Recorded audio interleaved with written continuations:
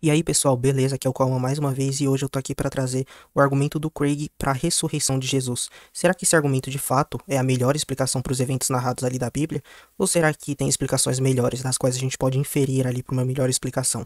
E é isso que eu vou estar abordando hoje aqui e deixando claro que meu objetivo aqui não é saber se Jesus histórico existiu ou se Jesus histórico não existiu, e sim rebater aqui as premissas e tudo mais do argumento do Craig que visa apelar para a melhor explicação, inferir para a melhor explicação, beleza? Então é isso, se vocês gostarem, não esqueçam de deixar o like, se inscrever no canal e compartilhar aí para estar ajudando o crescimento, beleza? Então, sem mais enrolações, vamos aqui para a tela. Aí, tá certinho aqui. Argumento para a ressurreição de Jesus, uma breve refutação. Vamos lá. Ó, o Craig ele vai apelar para certos fatos históricos que são historicamente bem corroborados ali em relação aos relatos bíblicos, né? E quais seriam esses quatro fatos que ele vai apelar? Jesus foi sepultado por José de Arimateia em uma tumba.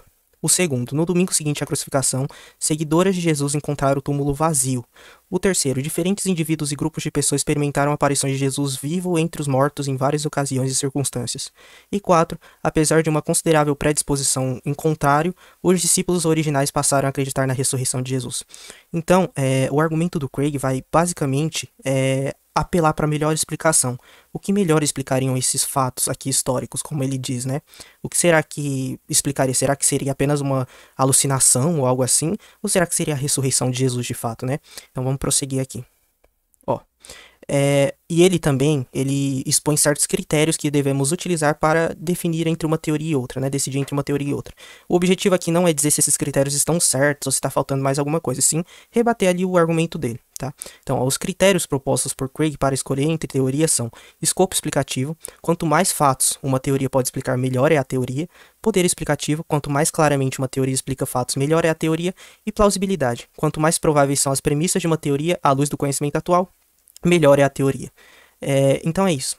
Segundo ele, esses critérios aqui que a gente tem que se basear, no caso, para definir entre uma teoria e outra. Vamos prosseguir aqui.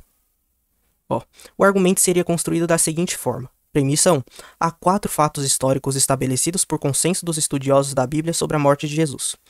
Premissa 2. Existe um conjunto de critérios para avaliar a qualidade de uma explicação proposta para dar conta, né, de um conjunto de fatos. Premissa 3. A hipótese, né, da ressurreição de Jesus é a explicação que melhor atende a esses critérios para explicar os quatro fatos, superando qualquer outra hipótese rival. Premissa 4. Se uma explicação é muito superior a todas as outras, ela deve ser considerada como provavelmente verdadeira. Conclusão. A hipótese da ressurreição de Jesus deve ser aceita como provavelmente verdadeira, né? Então, é basicamente assim que se formula o argumento do Craig. Então, vamos lá. Ó, uma resposta alternativa, né? A gente vai começar aqui expondo respostas alternativas para alucinações, né? Ali de ver Jesus ressuscitado, tanto individuais quanto em grupo. A gente vai expor aqui a questão do túmulo vazio, né? E a gente vai expor aqui respostas que visam empatar ali no poder explanatório com a teoria do Craig, né? Que foi simplesmente que Jesus ressuscitou, para explicar esses dados, né? Então vamos lá. Ó, para o túmulo vazio, podemos sugerir a hipótese do novo enterro.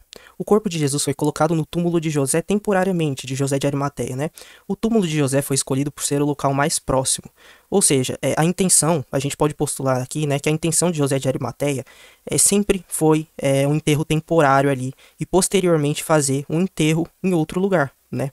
E, ó, passando aqui, ó, a lei judaica exigia que os corpos fossem retirados antes do anoitecer, sugerindo um enterro temporário, né? O tempo era curto antes do início do sábado, o que poderia ter pressionado José a escolher uma tumba próxima, que foi a tumba ali que ele colocou Jesus, no caso. A pressa é confirmada pelos evangelhos, que indicam um enterro apressado e restrições de tempo significativas, né? Ali os relatos dos evangelhos relatam, vocês podem pegar e conferir posteriormente, relatam ali algo apressado, né? E ó, as autoridades judaicas e romanas queriam manter o enterro mais privado possível para minimizar o risco de problemas ou tumultos, né? E ó, um enterro temporário na tumba de José é consistente com as restrições de tempo em que o enterro original ocorreu e o desejo das autoridades de manter o assunto mais privado possível, né? Então, basicamente, o que teria ocorrido ali seria um enterro temporário, tá? E a ideia de José de Arimateia sempre foi, no caso, esse enterro temporário e posteriormente enterrar em outro lugar. Então, por isso que houve essa confusão do túmulo vazio, né? Então, por isso que o túmulo foi encontrado vazio, justamente porque os discípulos foram posteriormente lá, quando José já havia retirado o corpo de Jesus. ali do túmulo para fazer esse segundo enterro, que ele já planejava, né? Aquele túmulo ali foi algo temporário. Inclusive, a lei judaica, né, exigia que os corpos fossem retirados antes do anoitecer, né? Se eu não me engano, está em Deuteronômio, inclusive, essa questão. Então é isso. Por isso que houve essa confusão do túmulo vazio, porque quando os discípulos foram lá, né, já não havia corpo, porque José de Arimateia já havia retirado o corpo de Jesus ali dessa tumba temporária em que ele havia colocado. Então vamos aqui para o próximo slide. Ó, a hipótese das alucinações individuais, né? Vamos lá.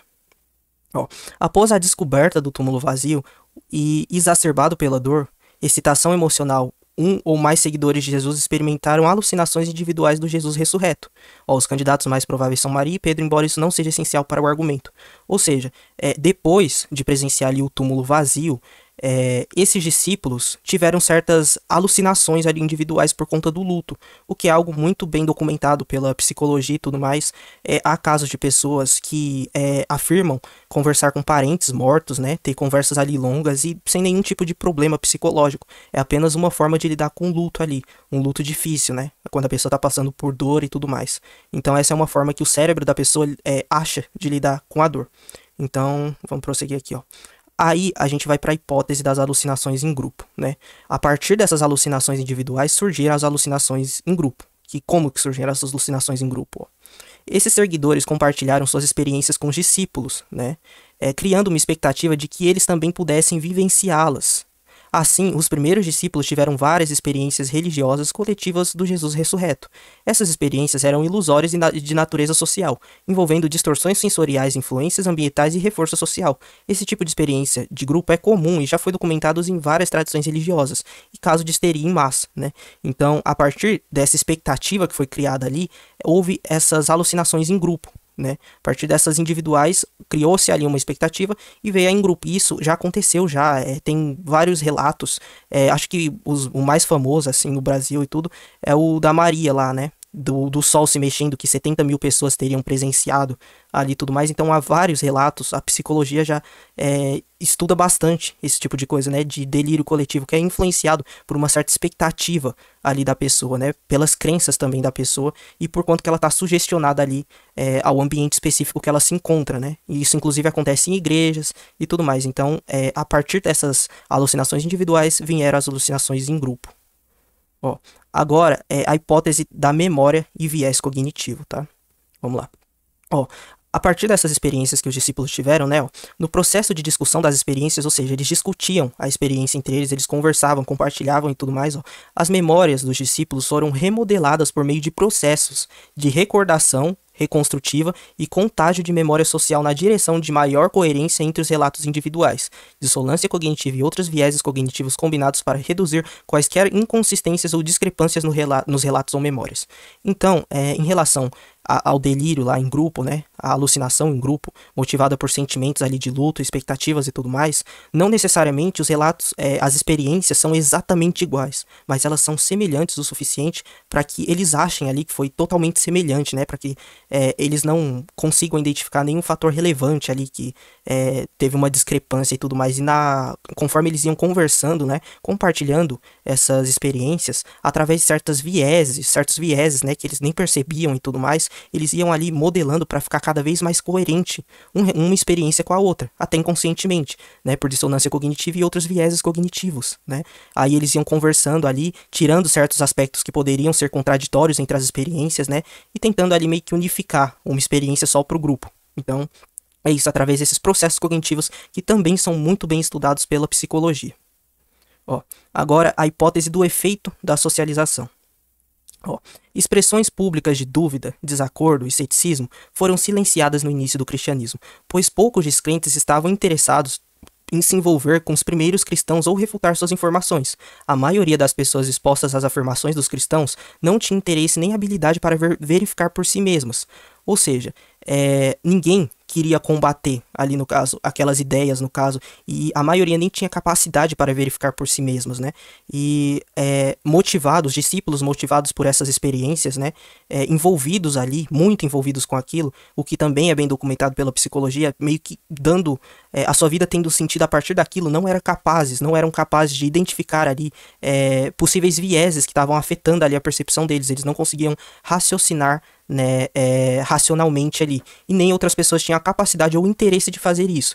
Então, é assim que surgem, no caso, os movimentos religiosos, as mitologias surgiam e tudo mais, eles vão propagando, né? Eles acreditam muito naquilo, e eles não estão necessariamente mentindo, eles poderiam até morrer por isso, porque a vida deles passam a ser pautadas, alicerçadas nesse tipo de coisa. Então, é isso, é assim que foi se espalhando essas ideias, assim que foi se espalhando esses relatos, no caso, né? E vamos prosseguir aqui, ó. Enfim, essas são as hipóteses aqui, né, fornecidas para contrapor o argumento do Craig, né, de que só a ressurreição de Jesus pode explicar, né, esses dados aqui. Então, a gente vê que através dessas hipóteses, né, hipóteses muito bem corroboradas até pela psicologia, né, muito bem estudadas e tudo mais, nós conseguimos ter o mesmo poder explanatório ali que a teoria do Craig. A gente consegue explicar esses mesmos dados que o Craig explica com a ressurreição de Jesus, no caso. E a gente consegue explicar esses mesmos dados pressupondo menos, sendo mais simples ali ontologicamente e tudo mais. Então, portanto, a nossa resposta passa a ser preferível ao invés da resposta do Craig. Tá? Então a gente acaba por ilustrar que não é realmente a melhor explicação que Jesus ressuscitou, e sim que nós temos explicações igualmente ali plausíveis no poder explanatório e tudo mais, que explicam o mesmo fato ali e são mais virtuosas ali, compartilham de mais virtudes teóricas ali, e a gente não precisa pressupor que houve um milagre, que houve uma ressurreição de mortos ou algo desse tipo para explicar esse dado, beleza? Então esse é o vídeo aqui que eu gostaria de trazer para vocês hoje. Não esqueçam de consultar as referências aí que eu vou deixar nos comentários, tá? Para vocês se aprofundarem melhor nisso. Possivelmente estarei deixando até pesquisas aí psicológicas e tudo mais. E é isso, pessoal. Até a próxima.